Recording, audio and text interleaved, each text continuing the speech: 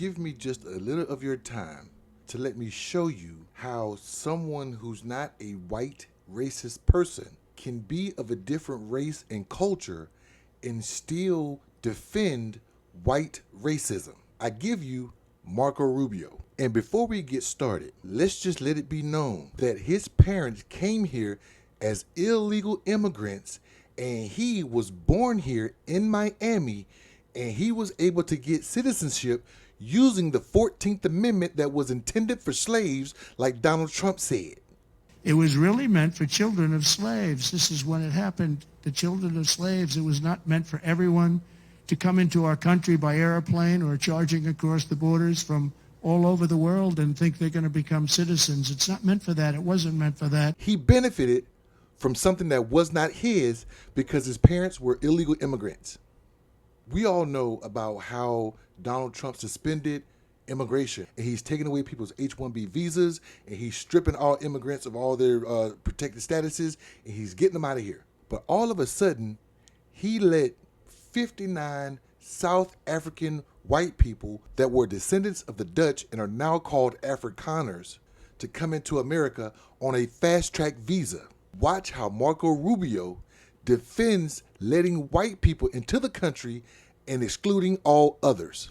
I sped everyone's voices up just to try to cut it for time, but Senator Kaine is questioning Marco Rubio on this new policy. As far as I know, the United States is not, or the administration has not withdrawn the executive order. So there's essentially from this administration no refugee programs for anyone except. In early February, the president announced a special refugee program for Afrikaner farmers. Do you think Afrikaner farmers are the most persecuted group in the world? I think those 49 people that came certainly felt they were persecuted, and they've passed every sort of check mark that had to be checked off in terms of meeting the requirements for that. They live in a country where farms are taken and land is taken on a racial basis. I'm assuming the administration's argument is black people are taking farmland from white people. But it's okay if white people took farmland from other white people that are being persecuted around the world.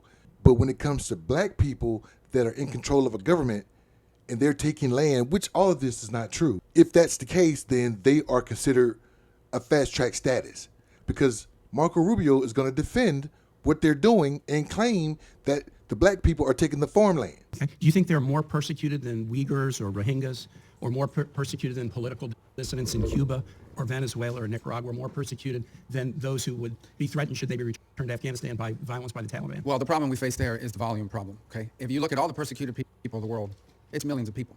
They can't all come here. What Marco Rubio said was true.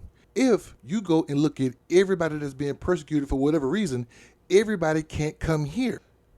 So why just those white people?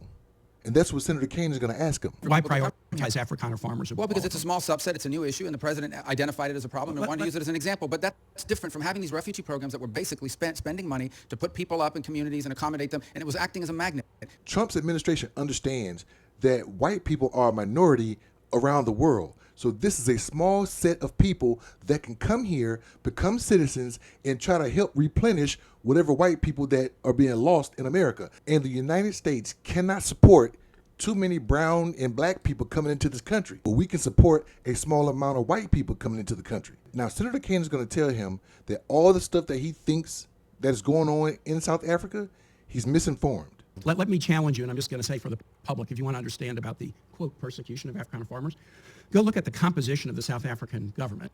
Since July of 2024, there's a government of national unity, and the opposition party to the ANC, the Afrikaner Party, the Democracy Alliance, is part of the governing coalition. They joined the governing coalition a year ago, and the leader of that party was given the remit of agriculture minister, John Steenhuisen. He is the leader of the former Afrikaner Party, still widely representing Afrikaners. He is the Minister of Agriculture in South Africa right now. What Senator Kaine just said was, I'm going to let you know that the opposition party is in the government. They did that on purpose. And if you talk about people giving away farmland, the Afrikaners have a representative that's in control of agriculture. So everything that Marco Rubio said is bullshit. Senator Kaine goes further and says, hey, guess what? I'm going to give you a little history lesson.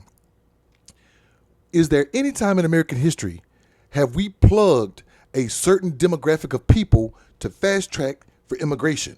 And Marco Rubio gives a funny snippet kind of answer. Are you aware ever During the apartheid era in South Africa, did the United States establish a special program to allow South African blacks who were treated as second-class citizens in the apartheid program, a special program so they could claim refugee status in the United States? No, because I was probably in ninth grade or eighth grade at the Yeah, time. well, then I don't expect you to know. I'll just tell you, never has there been a special program for Africans to come in as refugees to the United States. We've allowed special programs for people being persecuted for their religion, Soviet-era Jews. We've allowed special programs for people fleeing from communism, Cuba, Vietnam, the Soviet Union. We've never allowed a special program to allow Africans into the United States in an expedited refugee status until now. Just to repeat, we've let persecuted Jews, Cubans, every walk of race you can think of into this country on a special fast-track visas, except black people.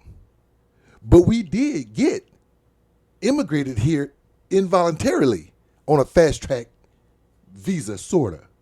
You know where I'm going with that. But now we are inviting Africans, white Africans. Why? To speed this up a little further, because I know I'm already like 6 minutes, 7 minutes. The question is, should the immigration policy that's in place now be applied evenly when it comes to black people, white people, Asian people, whatever? Should it be applied evenly, even when it comes to religion? Should it be applied evenly? And I'm going to give you Marco Rubio's responses. I think that the United States has a right to allow into this country and prioritize allowance of who they want to allow to come in.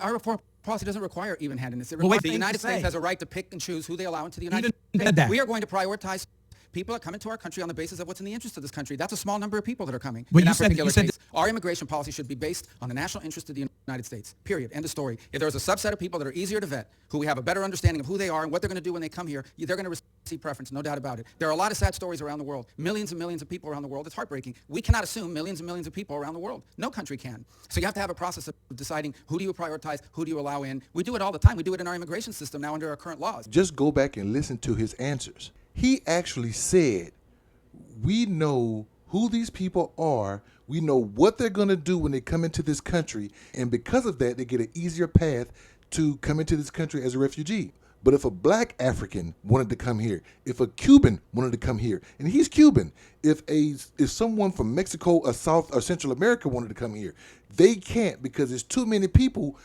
of their kind coming. So we can't vet them, and we don't know what they're going to do when they get here. We know that these Afrikaners are coming here because they're in the best interest of the American people, of the United States. You got to go back and listen to his answers. He's saying that this small subset group of people are beneficial to America's agenda, but people that's coming from Cuba, if you're black or brown or Asian, you're not.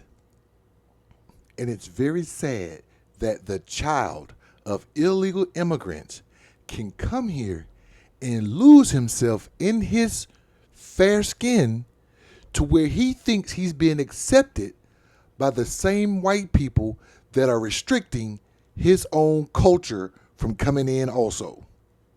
What do you think?